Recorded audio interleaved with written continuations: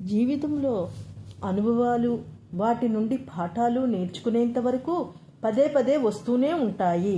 Frank Sonnenberg. విజయము పొందడానికి ఖచ్చితమైన మార్గము మరొక్కసారి ప్రయత్నించడమే. Thomas Alva Edison.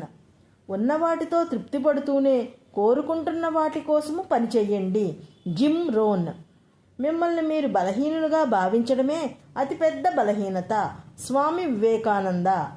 అనుభవము మీకు ఏం చెయ్యాలో చెప్తుంది, నమ్మకము దాన్ని మీ చేత చేయిస్తుంది. Stan Smith. ప్రమాదాల నుండి రక్షించమని కాక వాటిని నిర్భయముగా ఎదుర్కొనే శక్తి కోసము ప్రార్థించండి. రవీంద్రనాథ్ ఠాగూర్. ముళ్ళును ముళ్ళుతో తీయవచ్చు, కానీ తర్వాత ఆ రెంటినీ పారవేయాలి. స్వామి వివేకానంద.